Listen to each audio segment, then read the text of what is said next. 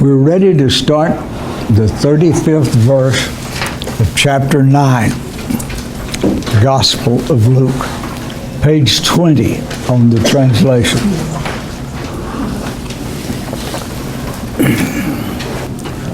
We're studying the transfiguration of Jesus. And the purpose of this, and Luke intended it to be that purpose, is to, in preparation, it is an affirmation from God to sustain His Son in His approaching ordeal. We need to keep in mind as we study the Gospels, for that matter, any text in the Bible, but especially the Gospels, the overall flow of the narrative, the overall purpose that the writer has in putting that particular event in that particular place. And you will find, especially in the Gospels where we have parallel treatments, that first of all, the writers put them in different places and settings, and secondly, they have different purposes for putting them where they do. Now, that doesn't mean that they were at odds or out of harmony with one another. It doesn't mean that they didn't know about the other treatments. It is that the events themselves can have more than one purpose in God's plan. And as you pointed out, more than one setting. Yeah, the thing about it is, do you know that nearly every event in the life of Jesus had more than one purpose? That for us, any text in the Bible, I have discovered this, and I remember when I first began to realize it, it kind of surprised me that a text that I thought just meant one thing, when I come back to it with a different need, I see that it has a meaning that satisfies that need. So I don't care. We make this lip service, you'll never exhaust the Bible, but we don't really believe it. God is very efficient. Yeah. He knows how to cover many things. Well, I think of God as packing a suitcase much better than we do. And so what garment we need, we can get out of it. Now, that doesn't mean everything we want to know or anything, but there. Okay. Well, the garment we need is always at the bottom. Okay. Yes. You know what? I think I can even see a purpose in that from God. That He wants you to look at all of them before you get the one. Because if you get the one you want on top, you won't look at the rest of them. You need to tell that to my wife. Okay. I wouldn't tell your wife. That's your job. Okay. Then a voice from the came from the cloud saying, "This is my Son, whom I have chosen." Now, I'm trying to get the meaning of the Greek words there, and that's the meaning. He is the Son in whom I have placed my love. He is the chosen son, the eldest son of a Jewish family, and he will carry on the family business or affairs. You should listen to him. Now, I had to resist a great deal of temptation and that I didn't put an alone here. But I thought that would be pushing the envelope a little too far. But it is definitely implied. He is the only one. He is the only one that you ought to listen to, or he is the one you ought to listen to alone. That's the idea. Here are representatives of the law and the prophets. But now, isn't that exactly what the writer of Hebrews says? When he says, he spoke to us in many different ways, to many different peoples, has in these last days spoken to us by or through the Son. Now, notice, this is an affirmation of how important the experience of Jesus on the cross, in the tomb, and raised from the dead is. There is no meaning in the world unless that happens. Literally. The world was subjected to meaninglessness by sin. And that's what Paul is trying to tell us in 1 Corinthians 15. If Christ is not raised from the dead, nothing matters. Your birth, your death, your business, your intelligence, your skills, your talents, they're worthless. There's no purpose in living because meaning has fled from the life. That's what Jesus needed to have reaffirmed. Remember, his human nature, his physical body was shrunk back from that. And he needed his Father to say, "Son, it's so important that you've got to do it." Now that doesn't sound too much encouragement to most of us. But even in human relationships, to know that what we have to do is vital, that something important cannot happen.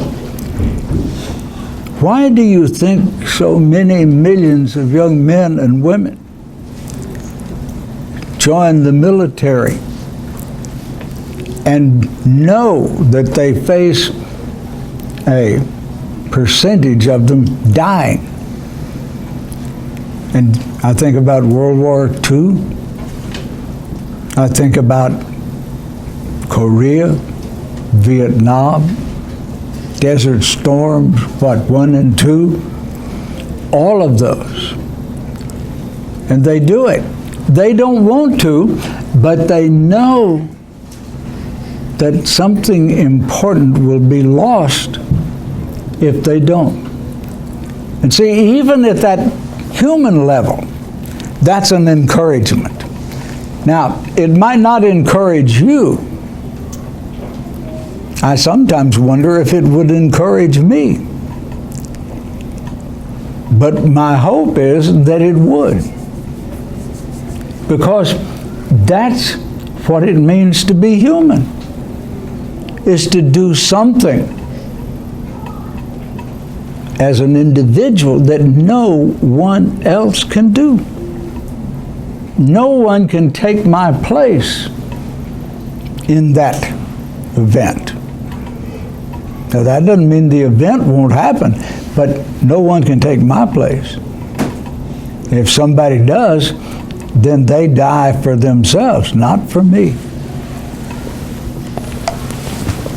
We talk about the military giving their lives for their country. Well, that's true, but not in the raw patriotic sense, but in the sense of the idea of the country, the value of our institutions. And so when Jesus got this message from the Father, now you say, well, he didn't need that, he knew. But there is something about being affirmed in the presence of your peers. This was in the presence of Peter, James, and John. And guess what? Jesus knew that it would be in your presence and mine. See, we are always in the life of Jesus representatorially. Somebody there symbolizes our presence. What did the song say today? It was my sins that held him there. You remember Max's sermon about the nails of the cross? He said it wasn't the nails that held him to the cross, it was my sin. I've shared with you that after he was about half or two-thirds of the way through that sermon, I had this sudden inspiration and sat down and wrote an 8,000-word poem that he chose the nails. I don't know how good it is as poetry, but theology is very good. So there is the idea. We participated in that. And so Christ was affirmed. After the voice had finished speaking, only Jesus was seen. The three became silent. Do you realize there's a miracle there? Peter didn't have a word to say. That reminds me of the cynical misogynist who commented on the passage in Revelation where it says there was a silence of about 30 minutes in heaven, and he said there won't be any women there. Now, I'm just quoting somebody else. Don't kill the messenger. Get in trouble with that. And what this does, and what Luke intends for it to do, is to confirm that statement that Jesus alone is to be heard. Now, the next day, when they came down from the mountain, now this happened during the night. I don't know at what time, but it's at least 5 or 6 miles from the top of the Mount of Transfiguration back down to the level of the plain of Sharon. My brain splits when I say Sharon, because Hebrew it's Sharon, and but the song and all the hymn is Sharon, Rose of Sharon. It's actually a tulip-like plant. It's not a rose. Anyway, it's a good walk. It's probably close for you and me, a half a day's walk from there back down. So it was fairly early, but the next day, because they might have got some rest, sleep. The next day when they came down from the mountain, a large crowd met them. Just then a man cried out, "Teacher, I beg you, look with compassion on my son, because he is my only child." One little thing, and I think because of the little joke that you told, we've passed this, and at that time they told no one what they had seen. In other words, it impacted them so much that Jesus didn't tell them not to tell anybody. They simply didn't. It's Well- in the text here. Yes, one of the parallel treatments of this says until after his resurrection. See, we've talked about this, how confused his apostles, his disciples were about what kind of a Messiah Jesus was going to be. Whether he's going to be the triumphant Messiah that established a Jewish, destroyed the Roman Empire and established a Jewish, the Davidic kingdom that would last to the end of the age, or whether he was the suffering Messiah of Isaiah 53. And that's one of the reasons they didn't. They didn't really understand what hearing him alone meant, because they didn't know what he was. They were confused about what it Charles, What? was among the Jewish people, was there an understanding that the Messiah would be the Son of God? Yes. Now, what that meant, there was quite a bit of confusion. We're not going into Christology today, but there was confusion. It does say that. Okay. But you missed, or I think you probably missed, what did he say about this son? What did the man say about this son? Look at the text. Whom I have chosen, What? whom I have chosen, for one thing. No, I'm talking about the man, not the voice. Verse 39. Yeah, verse 39. No, that's not what I'm talking about. Oh, okay. Wait a minute. Oh, because he's my only child. My only son. Do you hear the echo there? I heard somebody say, oh. Yeah, that's when those aha experiences. See? And Luke fully intended for that to come through. What makes this son particular is not, well, there's another thing. He's my only son, and the son that occupies the same position vis-a-vis that father as Jesus does his Father in heaven. He's the one through whom the family tradition and line will be carried out. And if he fails, then the family will end. So these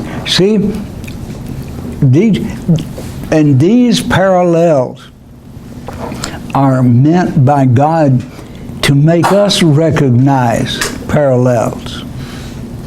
You know, we can preach on the sentimental side of this about, God's only son and losing him.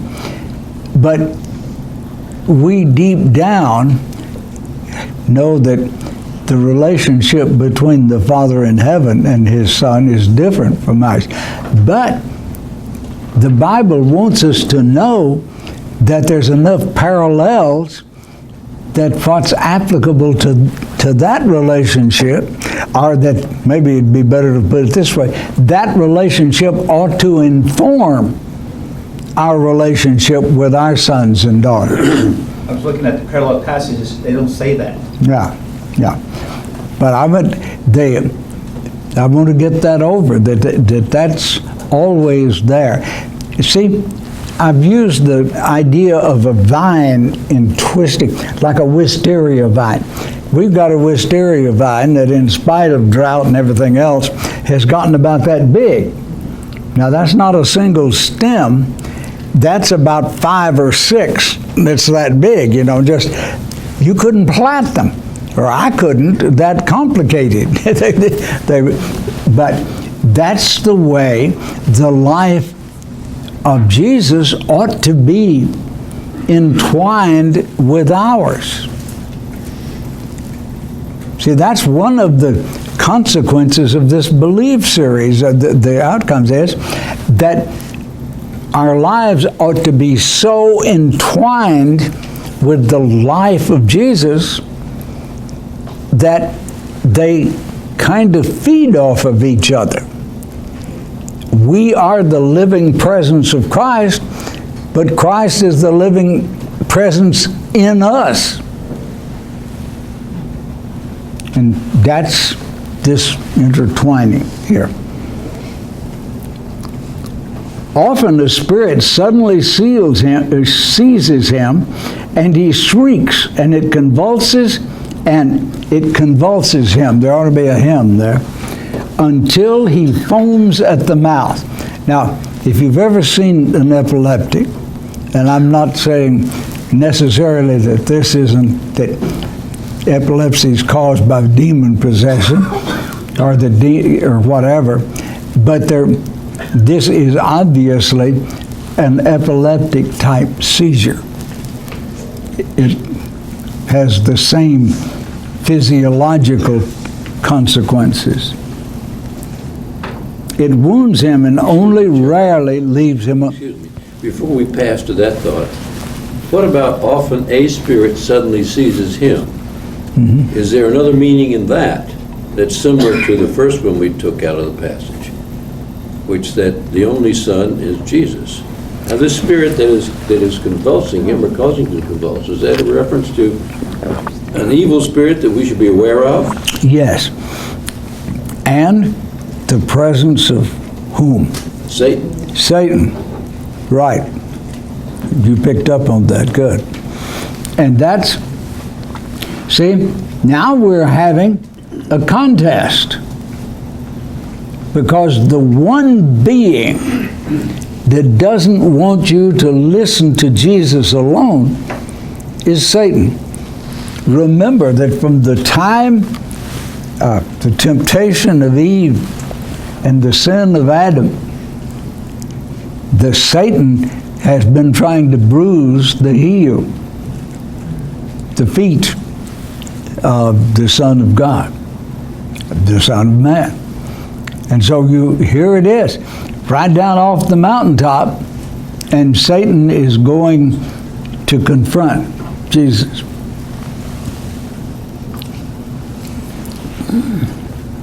It also tells me that God is suffering. Very good. That's something that I didn't mention in my comments about Jerry. If you ask, where is the Lord? And that is just as natural a question to ask. It's not a sin to ask it, but it's a sin to leave it unanswered. He's on the cross. If you just want a place, that's where he is. He is always on the cross. What does it say in Revelation 11? A lamb slain from the foundation of the world, the creation of the world.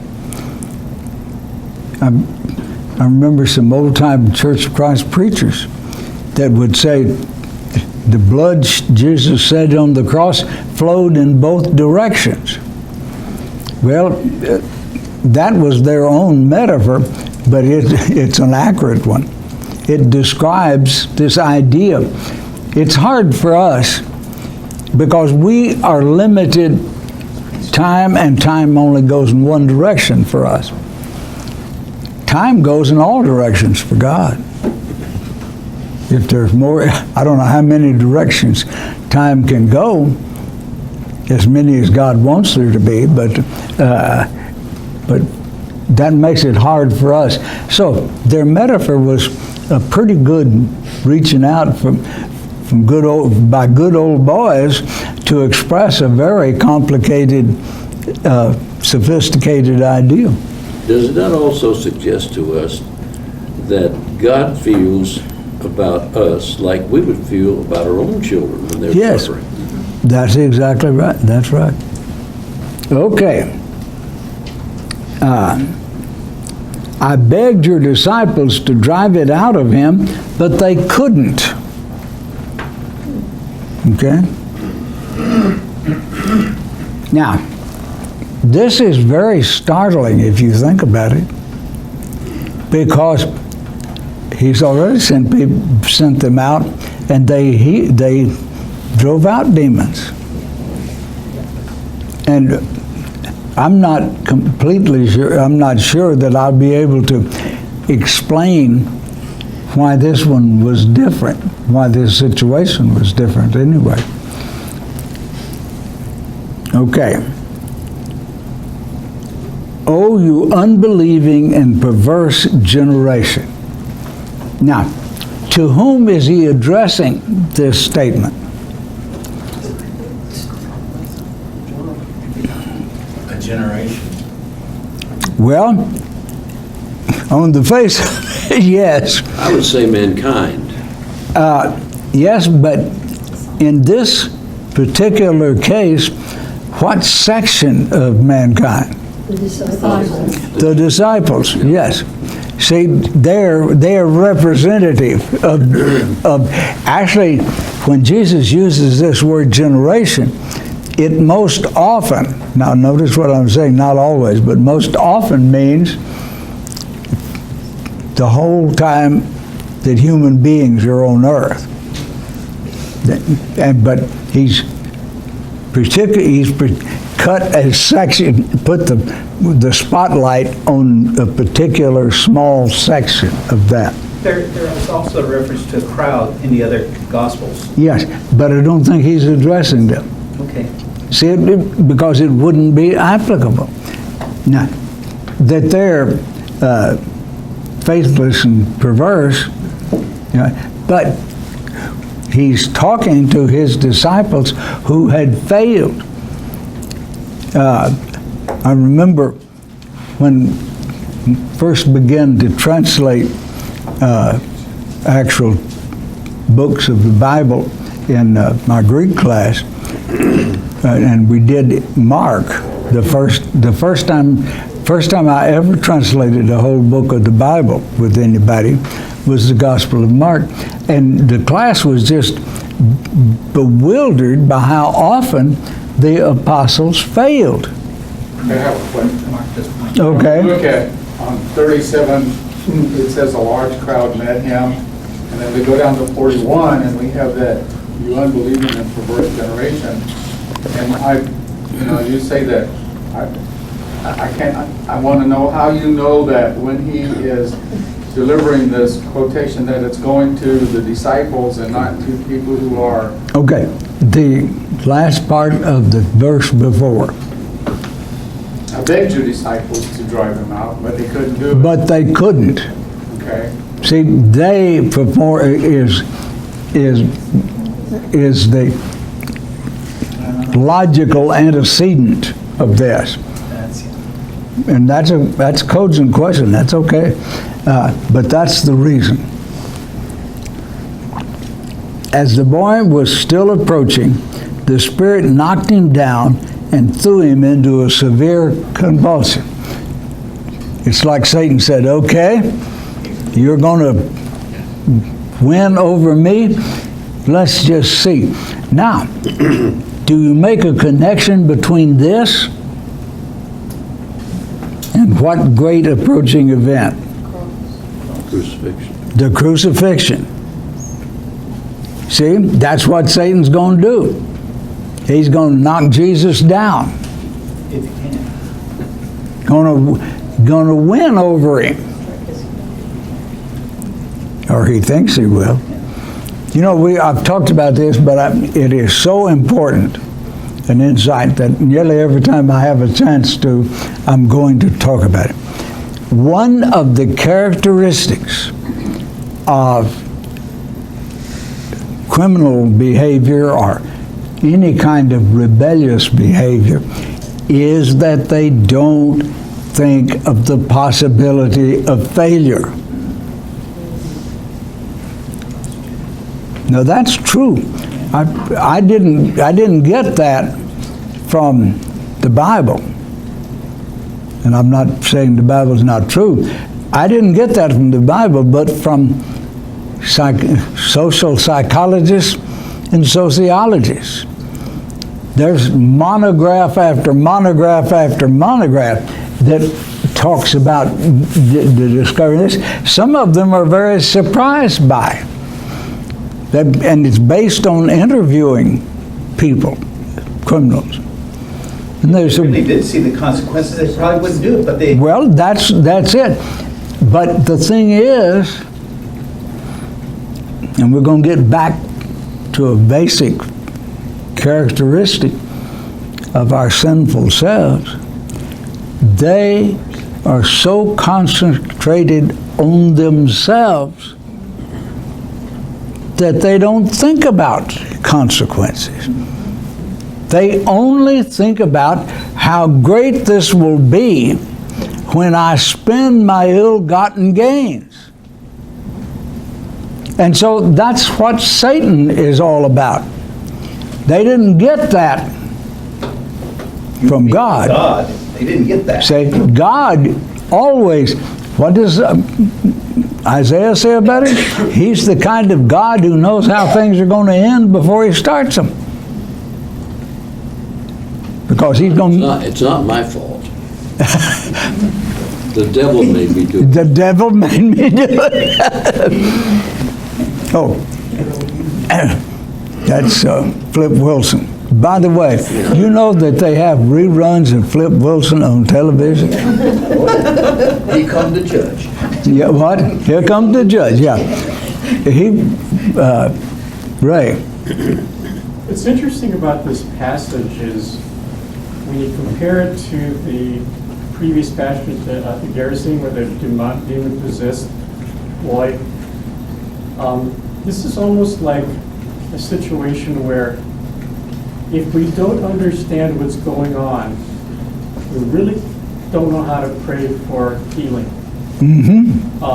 When you look at this passage and put it into 21st century perspective, it sounds like this guy had some kind of seizure disorder. And back in those days, they didn't understand those kinds of factors and what goes on in the brain. That doesn't matter. But even today, we just have a hard time, whether it's cancer, like Jerry's situation.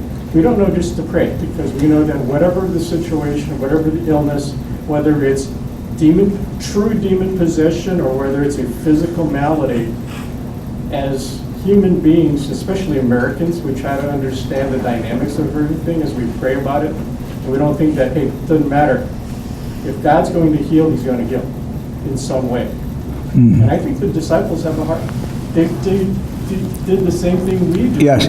Now that's where I was going to get us to when I'm talking about why they couldn't. Yes. They had that confusion. They didn't understand that it was a confrontation between the power of Jesus and the power of Satan. And so, how do you connect to the power of Jesus? What? Pray. That's what it means when it says, these will not come out except by praying. In other words, you've got to connect. See, that's what faith is all about. You remember when the disciples came to Jesus and said, increase our faith? And I'm paraphrasing now. He said, you don't need your faith increased. The tiniest bit of faith is all powerful. It's enough. Because it doesn't depend on your power, but on the power of God. Now, see, if in that idea about what faith is, they were a faithless generation. Now, think about this. They had just come back from a successful tour of casting out demons.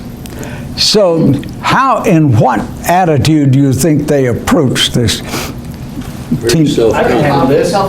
A self-confident, yes. Notice the emphasis on self. They were going to do it because they had the power. But it wasn't their power. It was the power of the name of Jesus, the person of Jesus. And that's what defeats us today, Ray, is that and the more successful we've been in the past helping people, the greater the fall on our face when we can't. And I have learned this lesson, I don't know, a couple of hundred times or more. So that means what? I learned it, and then I relearned it, and then I relearned it. And the problem is, that it comes to you slightly different ways. It doesn't look the same. You know, I'm always amazed. You can go into and you just go Highway 10, west and north, and you go one direction on it, and it looks somebody. You come back the same way, and you can't recognize it. And that's the way events come to us in life. So that's the reason we need to pray for God to show us what's going on. Now, thank you. See, I thought I would have great difficulty getting over their difficulty, but with you furnishing your experiences, me furnishing mine, together, I think we got it pretty well done. And that's what teaching is all about when you're teaching the Bible. Charles, also about faith and what you shared regarding Jerry earlier, about God choosing how and when he's healing Jerry. That's part of our faith also, isn't it? It's accepting the fact that God knows the best way to do it. Just because we prayed and somebody was healed yesterday, because God chose to do it that way, doesn't mean God's going to do it the same way tomorrow. Yeah, because, see, every human being is unique. I will, till the day I die, which may not be that far down the road, I will remember Paul Bruner not too long after I baptized him. And we were having breakfast, as we tried to once a week, in the gyms at Havener Road and I-10.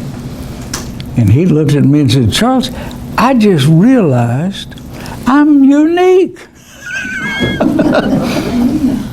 And you know we know that, but we sometimes don't realize that. So that our situation is absolutely unique. Now that doesn't mean it's superior or worse or anything else. It's just different.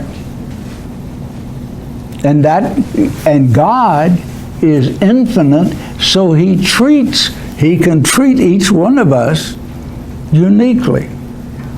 See, that's what it means that He knows me, what's the word?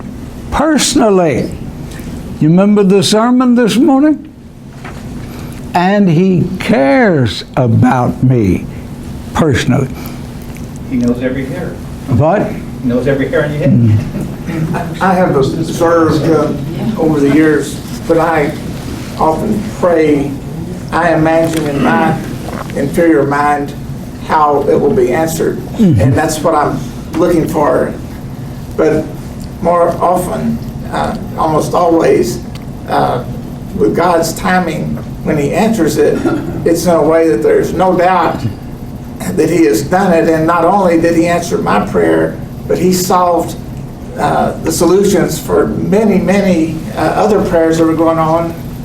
And it's a tapestry, and he weaves it in, and he answers that in a way that it benefits. I like C.S. Lewis's conception there. He said that God listens to the prayers of all believers, and on any particular set of circumstances, all believers. And then he weaves them, that's the reason I thought about this one, he weaves them into a single tapestry. And so, if you can see the individual threads of your prayers, you can see that they're there. But you can also see the threads that other people have contributed to. All things work together. By the way, that's in the comment on the Romans 8 passage. That noted. I don't like the impersonal translation there. I like to translate it, God works all things. See, it's God who is the weaver. I've got a poem called The Weaver, based on that idea. I keep alluding to my poetry, but most of my poems are intended for an audience of one. Me. Although I've shared them, and I'm not adverse to sharing them with anybody, but it helps me straighten things out in my mind. It lets me weave my spirituality, my emotions, my personhood, my intellect into a meaningful whole. Okay, let's go. Are you sure that's you that's doing the weaving? Oh, I know it's not me, even there. But I don't want to put too much blame on God. Now. Carl, we're talking about illness. Does that mean all illness is demonic? Like No. good versus No, the Bible is very clear on that. And it doesn't mean, here's the thing, and I don't want to spend too much time on that, but the biblical idea is this: just like God can use the same power in different ways. For instance, God used a strong east wind to dry up the Dead Sea, and all. But that doesn't keep it from being a miracle. So Satan, remember, the Bible clearly teaches that Satan can do miracles. That is, use forces to accomplish his ends. And so, what Satan is doing here is using his power to cause what we call epilepsy. Do you see the parallel there? I didn't bring that out completely clear. But let's get back to the text. But Jesus rebuked the evil spirit. Now, I wish that there was a single or maybe even two English words that would get the full connotation of the word rebuke. Because one of the connotations is that it's verbal. He did it by speaking. And the other connotation is he did it with power. And that's two ideas that I cannot find. One. What's the idea of authority, power? It's just No, it's physical power. physical power. It includes authority. See, the Greek word authority has both of those connotations in it. That is, you've been given the authority, but with the authority comes power. And that's the idea of verbal and physical strength right there. I just was going to share with you the ambiguity of the concept. I don't have any solution for it. Okay. Then he gave them back to his father. Now, again, you hear echoes. The father had to leave the son on the cross. There is one of the most startling things. The only human being who has ever been rejected by the Father is Jesus on the cross. And that's blunt. It's not just one passage. It's not the Eloi, Eloi, sabachthani. It is the teaching. Jesus himself knew it was going to happen. And that is what he prayed, that it wouldn't need be necessary. That's what he knew from at least the time of the temptation in the wilderness. And that's what he shrunk back from. You have never been rejected by the Father. You can't do anything that will make him reject you. Now, if you live your life totally without trust in him, you will be rejected. By the way, that's one of the themes that I don't think Edward puts enough emphasis on, but that's just my personal opinion. Yes, the great punishment for sinful life is that one day, in your own person, in a resurrected body, he will reject you. And then you will know what Christ went through, but it won't do you a bit of good. Could we look at it a different way?